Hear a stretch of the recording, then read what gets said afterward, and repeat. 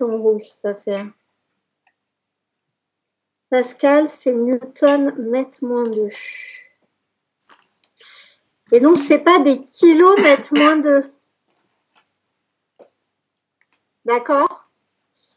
Donc, parce que je ne sais plus qui, à un moment donné, m'a dit 40 sur machin de vieux chouette. D'accord? Là, ma force, elle est de 40 kilos.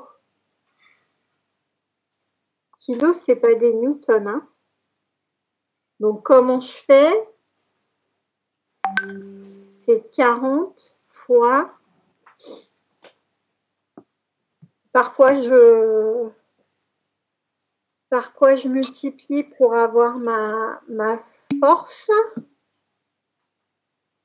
Oula! Non.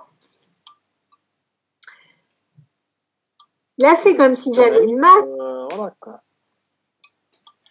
Ah, je ne sais pas qui a mis le son. Faites gaffe, j'entends tout. Qu'est-ce qu'il y a?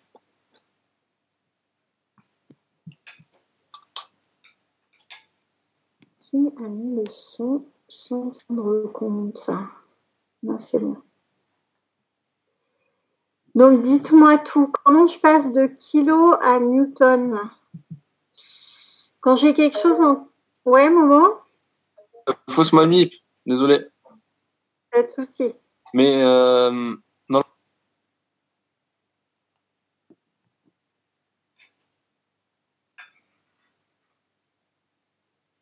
Oui. Juste une question, 100 kilos, c'est pas à peu près 30 newtons? Une bêtise du genre. Non, 30 kilos, ça va faire... 30 kilos, attendez, ça va faire 300. Parce que qu'est-ce que j'ai fait? J'ai fait P égale mg. Vous vous rappelez de ça? À un moment donné en physique, je vous ai dit la force du poids, c'est la masse fois la gravité. Donc en fait, vous êtes obligé de multiplier. Alors, on va faire ça comme il faut, hein, par 9,81 pour avoir la force en newton et puis en kilos.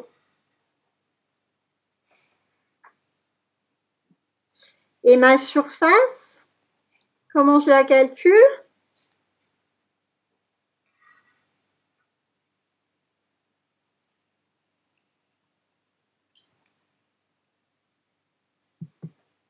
Comment je trouve ma surface de joint?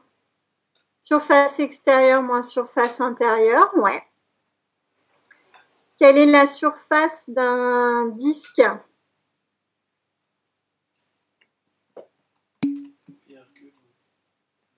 Pierre carré, ouais.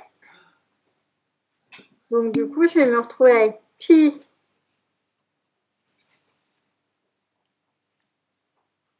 diamètre extérieur au carré sur 4. D'accord? Puisque R, enfin, parce que R, c'est diamètre divisé par 2, moins pi d intérieur au carré sur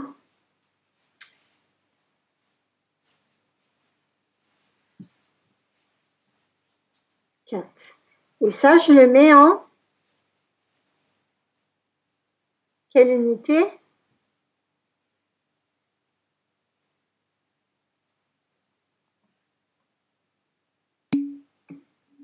En mètres, ouais.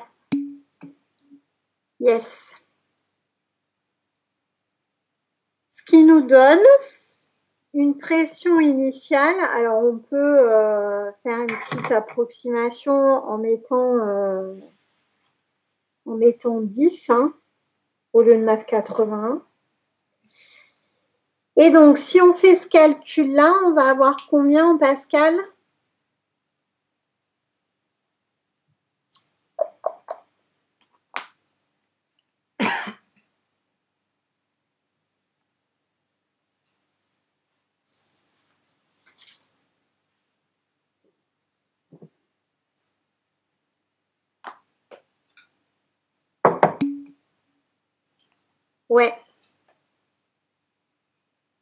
Donc, on peut garder 9, 7, 10 puissance 4, si ça vous va. On pourrait aussi simplifier en 10 puissance 5. Mais bon. Ok, on a notre pression initiale. On est bon? Je peux changer de page?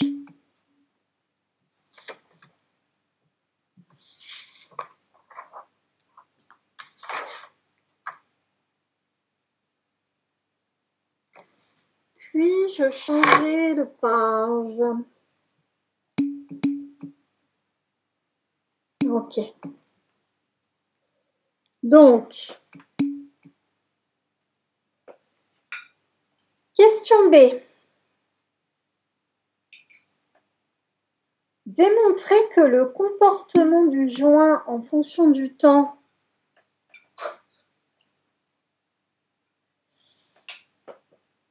lorsqu'on lui impose une déformation instantanée est P de t égale P0 exponentielle de moins t sur état E. On y va? Qu'est-ce qu'il faut faire là?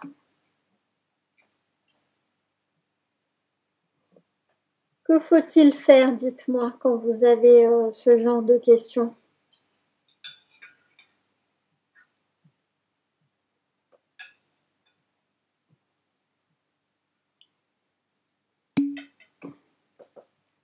Exprimer les lois de Hooke et de Newton, très bien.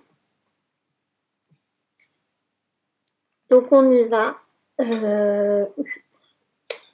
Donc on y va.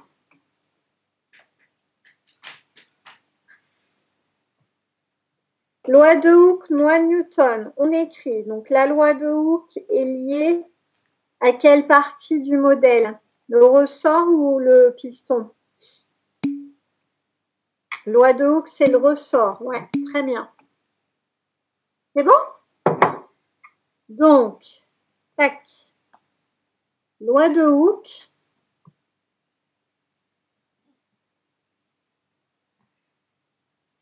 Qui est liée donc au ressort et qui s'écrit sigma R égale E epsilon R.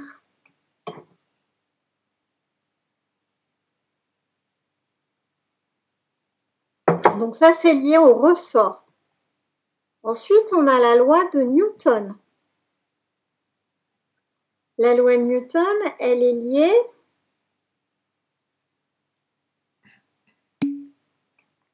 au piston, ouais, et s'écrit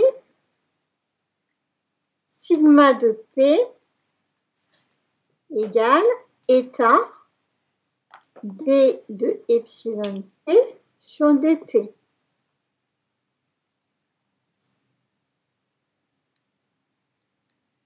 Ok? Donc, loi de Hooke, loi de Newton. Après, le fait qu'on soit sur un modèle de Maxwell, donc en série,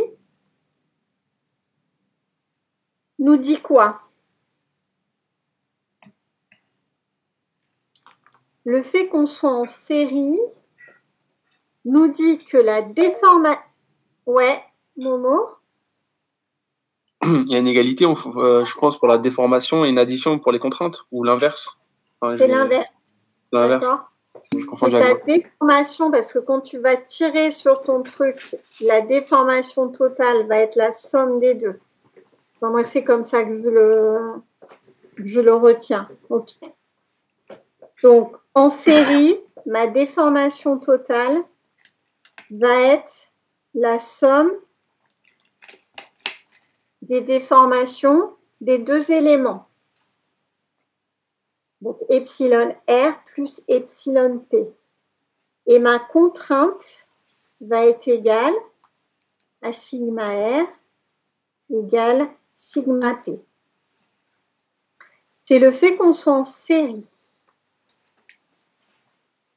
qui nous permet d'écrire ça. De là, Déformation totale. Ouais, c'est ça, Gabriel. Donc, on décompose à chaque fois. Loi de Hooke pour le ressort, loi de Newton pour le piston. Le fait qu'on soit en série veut dire que. Donc, du coup, on va se retrouver à écrire ce que moi j'appelle une équation globale de Maxwell, c'est-à-dire qui est valable quel que soit l'essai qu'on est en train de faire. C'est-à-dire que la dérivée de la déformation, ça va être du coup la somme des dérivées des déformations. Donc d2 epsilon sur dt égale d2 epsilon r sur dt plus d2 epsilon p sur dt. Et donc, d2 epsilon r sur dt, si je m'en réfère à la loi de Hooke, je vais pouvoir écrire que c'est égal à 1 sur e d de sigma r sur dt.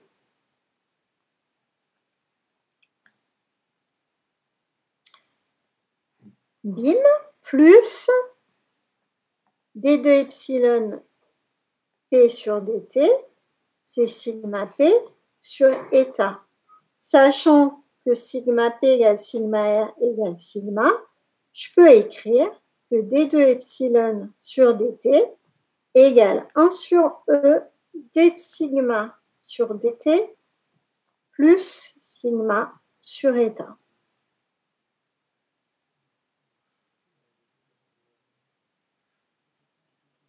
OK? Parfait. Et donc, du coup, il va falloir que je change de page. Est-ce que je peux faire ça? Donc ça, c'est Maxwell général. OK? Là, je n'ai pas fait intervenir le fait qu'on soit en relaxation, en fluage. Je n'ai rien fait intervenir de ça.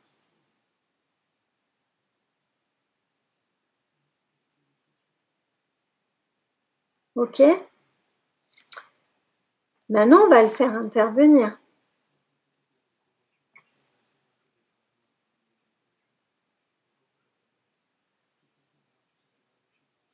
On va dire qu'on est donc en relaxation. Le fait qu'on soit en relaxation veut dire que notre dérivée de la déformation est égale à 0.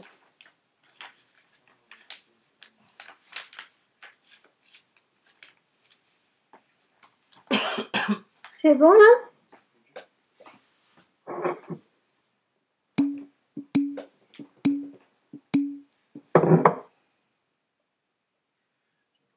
Donc, d2 epsilon sur dt égale zoom 1 sur d de sigma sur dt plus sigma sur eta. On est en relaxation. Ce qui veut dire que d2 epsilon sur dt égale 0. Exact. Donc, on a ça égale à 0.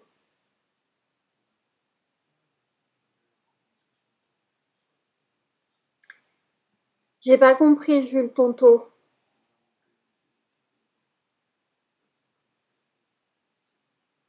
Alors, on va en parler après du taux normalement. OK? Ça marche. Alors, on va pas isoler. Alors, est-ce que c'est isoler? C'est en tout cas réécrire l'équation de manière à ce que j'ai un modèle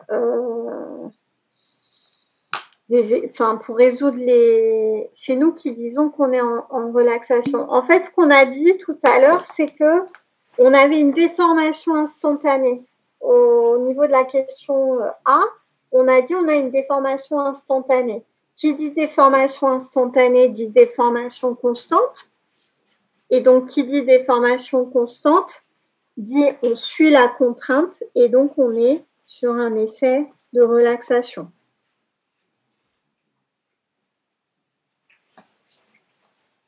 Yes? Pas de souci. Olivier? Et si on n'était pas en relaxation, enfin en cisaillement, du coup, ça serait dit comment à peu près dans l'exo? Ce serait dit, on est à contrainte constante, par exemple. D'accord. Ouais, c'est ça. Okay. Ou carrément, on est en fluage, hein, ça dépend. Et en relaxation, en fait, c'est le piston qui bouge pas, c'est ça? Relaxation, c'est le piston qui bouge pas.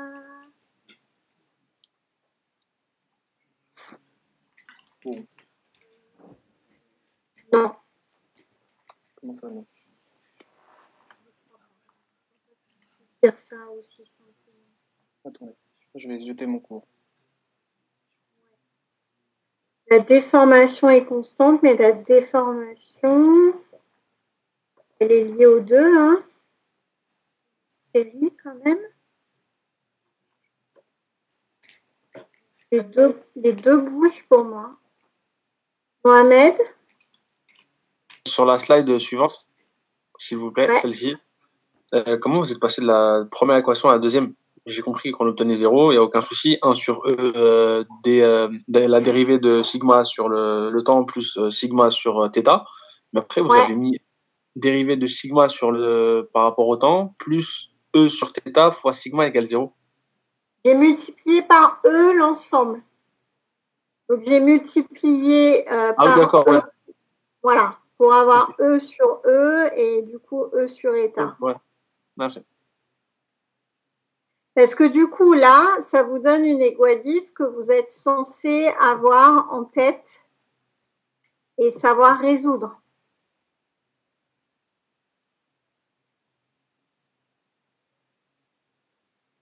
Parce que c'est comme si vous aviez y' plus AY égale 0. Et du coup, dans ces cas-là, quelle est la forme de la réponse, du coup?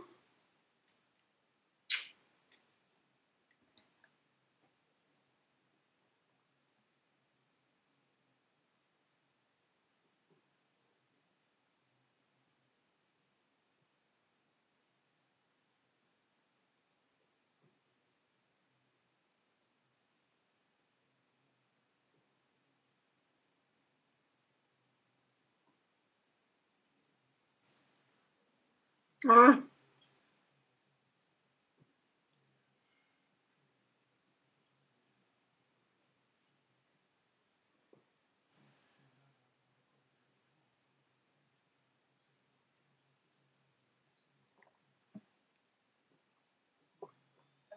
Ouais.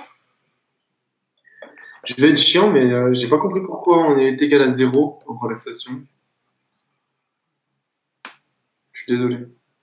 J'ai pas compris ta question. J'ai pas compris pourquoi on est égal à 0 en relaxation.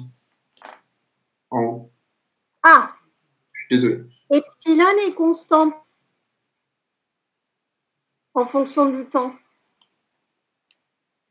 Donc, sa dérivée, elle est égale à quoi?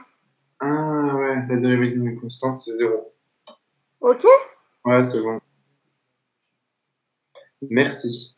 De rien. Oui. Petite question, sur la troisième ligne, il y a marqué exponentielle moins plus E sur θ? J'ai pas compris. Attends. J'arrive pas à lire. Enfin, à partir du moment où vous intégrez l'exponentielle, donc dans ACT sur E, ok, c'est un T. Ouais, pardon. Ok, pas de souci. Et après, vous avez mis 1 sur tau parce que tau, c'est θ sur E. C'est l'inverse, c'est ça? Ouais. État sur E, ouais. État, pardon, état. Okay. Ça marche? Ah bon. Non, si c'est bon, en fait, j'ai rien dit. Alors, donc là, on est d'accord, soit pourquoi vous faites Maxwell et Kelvin Voigt?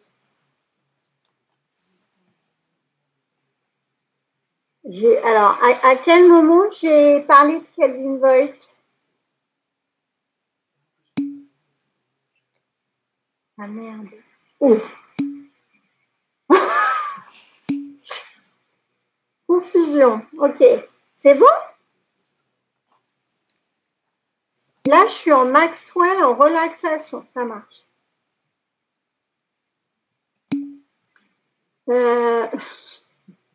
C'est pas grave, on est entre nous.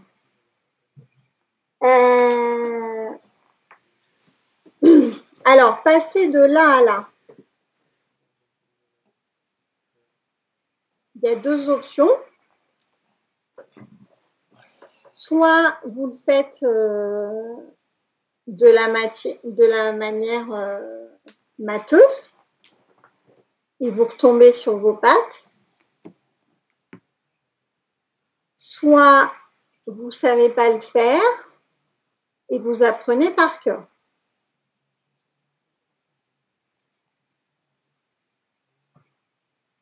Tu te rappelles, Florent, comment j'ai fait là? C'est le truc qui te choquait un peu.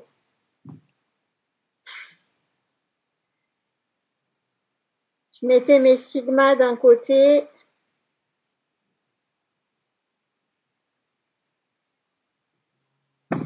Et après, j'intégrais de sigma 0 à sigma et de t égale 0 à t et je retombais sur mes pattes. Hey, c'est bon ça!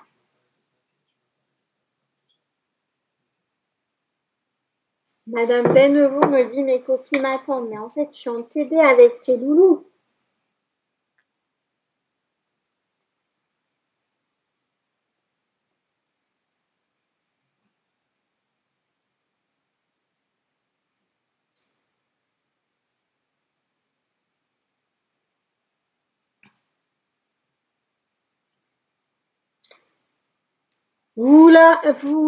Alors parce que bon, souvent on dit ce qui va pas bien, mais vous avez fait bonne impression à Madame Benevaux, hein? T'as pas eu le partiel, c'est pour ça. Ouais, enfin, je sais pas si elle vous l'a dit, mais en tout cas, elle me l'a dit. Donc, sigma égale sigma 0 exponentielle de moins t sur toi, et ça tombe bien parce que c'est exactement ce qu'on vous demande de démontrer, sachant que la contrainte, on a dit dans le cas d'un joint, c'était une pression.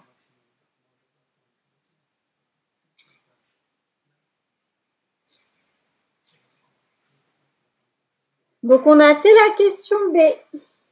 D'accord ?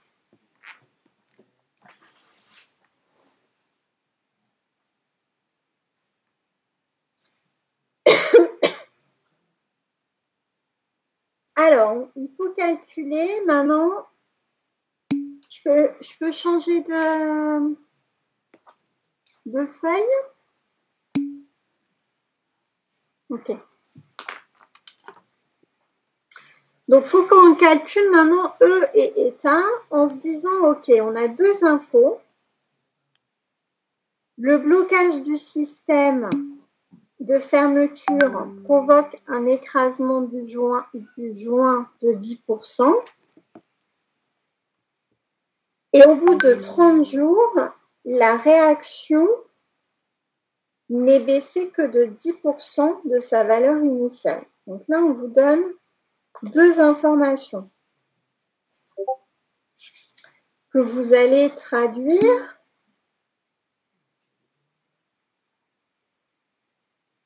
Revenir sur le slide d'avant.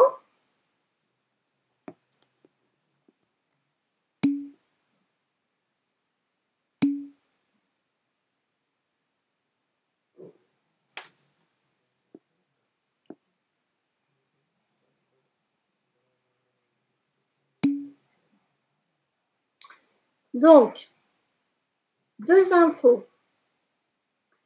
on nous dit, on a un blocage du système. Ouais. On nous donne deux informations concernant l'allongement, enfin la déformation, vu qu'on dit qu'il y a un joint qui s'est écrasé de 18%. Et on nous donne le temps en jours. Et du coup, il faudra déterminer. On pourra calculer E par rapport à ça. On a ce qu'il faut. Ou j'ai une bêtise. C'est bon.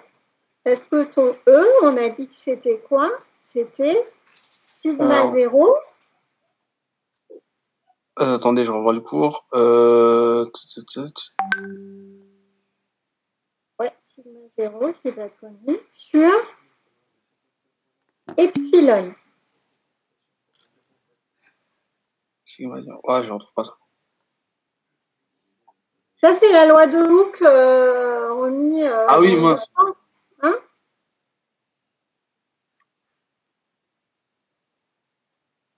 Loi de Hooke, sigma 0 égale epsilon 0 fois E. On vous dit, j'ai un écrasement du joint de 10%. Donc, je vais pouvoir... Donc, du coup, un écrasement de joint de 10%, ça veut dire quoi sur votre déformation? Votre déformation est égale à quoi? Mohamed? C'est une compression, on a dû perdre 10% comme ça s'appelle, de l'épaisseur. Du coup, votre epsilon égale 0,1.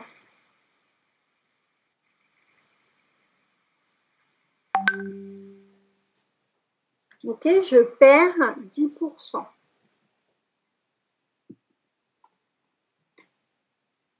Donc, on a nos epsilon 0.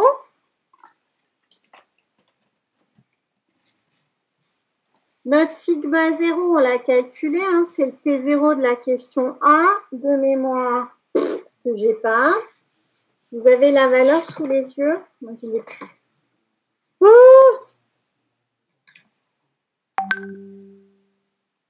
9, 7, 10 puissance 4. Pascal. Donc, on va pouvoir sortir avec la première info, le grand E.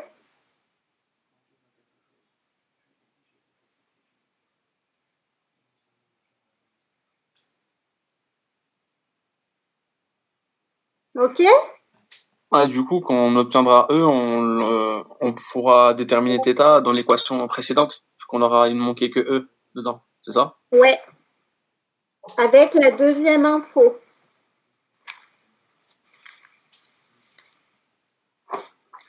Donc, vous trouvez normalement grand E égale, donc du coup, allez, 10 puissance 6 Pascal.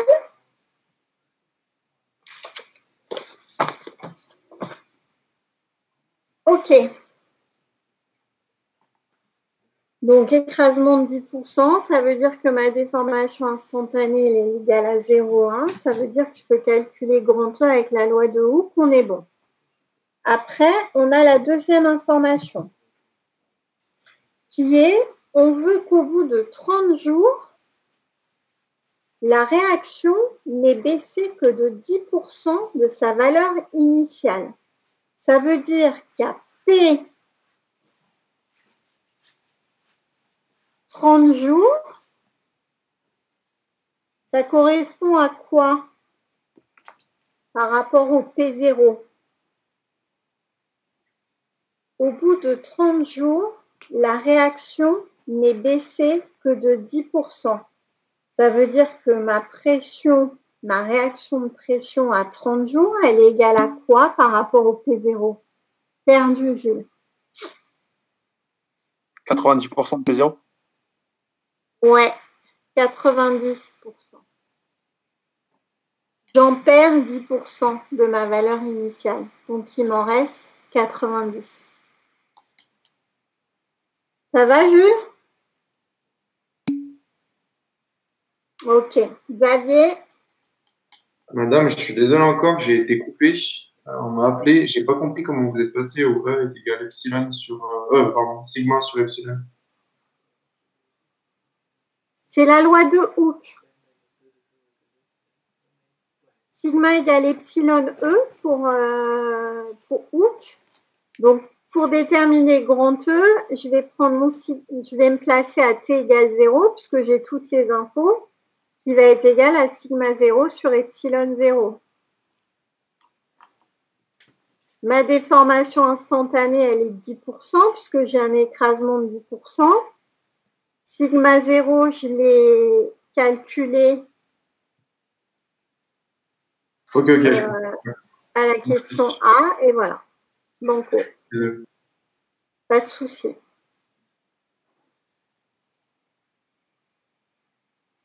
Donc 0,9P0 et P à 30 jours, on la connaît, hein, ou à peu près, c'est,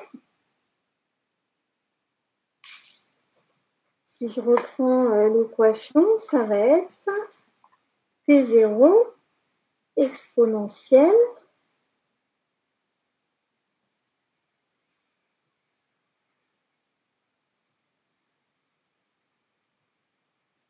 de moins TE sur état à 30 jours.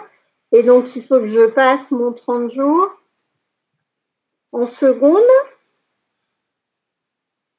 Donc, en fait, je vais avoir un ln de 0,9 qui va être égal à moins TE sur état. Donc, état va être égal à moins T que je mets en secondes fois E que j'ai sur ln de 0,9.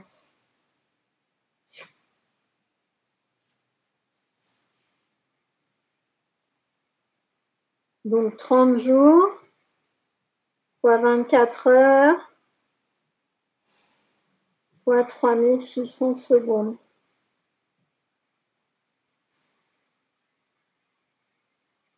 Ça marche?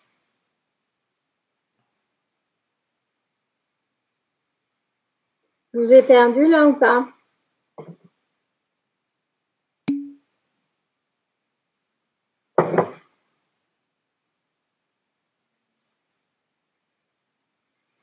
D'accord. Et donc, moi, je trouve 2, 5, 10 puissance 13. Pourquoi T en secondes? Pour être dans la bonne unité pour la viscosité. Parce qu'une viscosité en pascal jour, ça nous parle pas vraiment.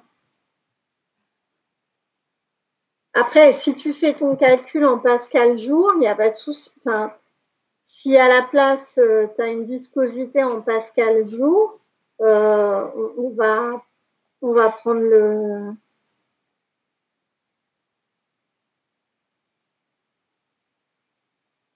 On va prendre ta valeur. Hein. Mais après, c'est pas... En SI, c'est pascal seconde. OK?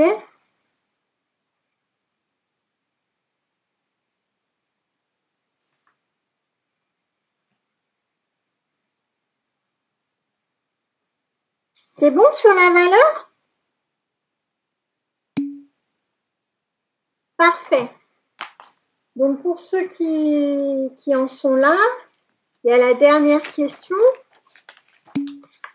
qui est la durée de vie du joint.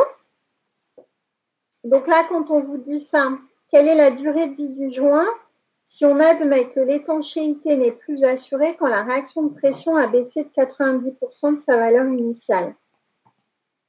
Qu'est-ce qu'on vous demande de calculer?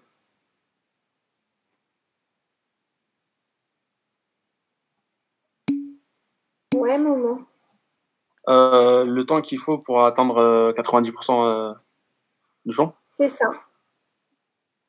Exactement. On a le temps qui est... Alors, on cherche le temps.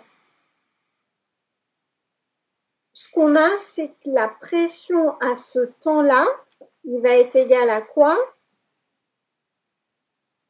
Jules? Ouais. 0,1 fois P0. Sachant qu'on a E et qu'on a état maintenant, on va pouvoir sortir petit t. Je peux changer de page?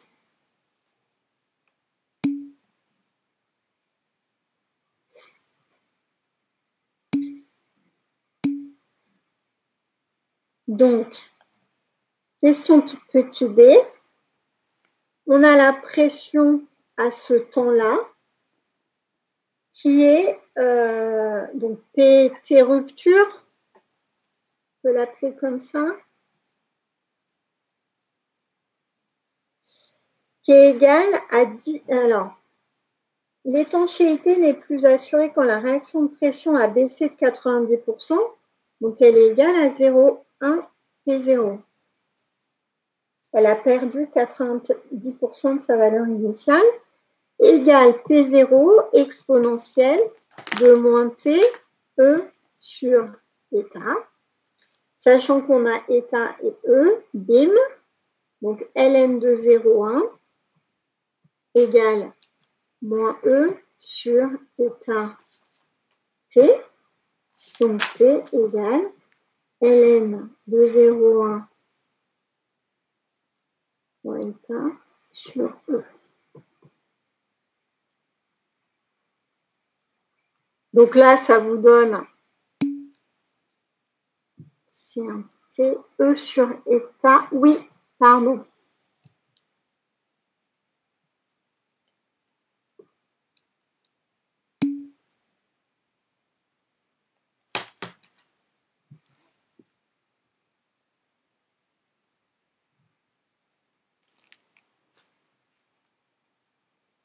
Donc, on trouve quoi? Alors, pour le coup, on va mettre cette durée en jours.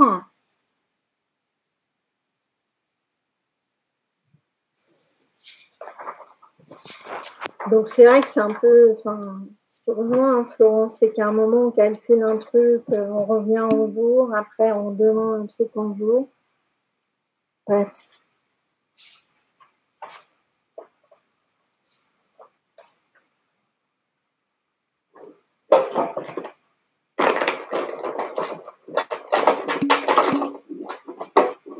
Ouais, bien vu, Jules. C'est ça.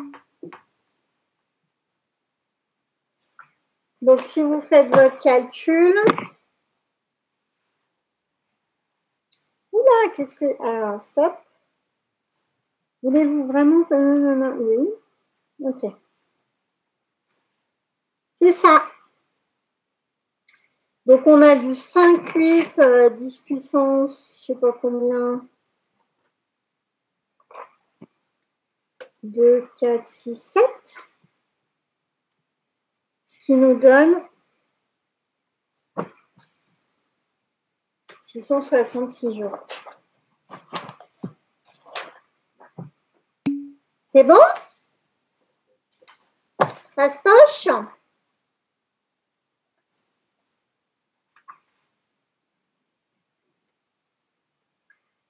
Alors, où était la difficulté? Est-ce qu'il y avait une difficulté? Alors, il ne faut pas se planter sur le fait que quand on a une force, ouais, il y a ça. Il y avait aussi repéré qu'on était en relaxation. Après, si vous êtes un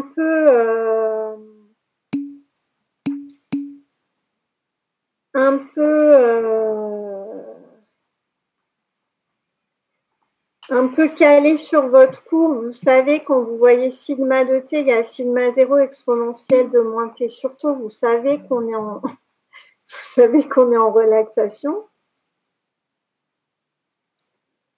Bon. Ouais, il y avait ça, les histoires d'unité aussi qui peuvent vous mettre dedans. Bon. Mais allez.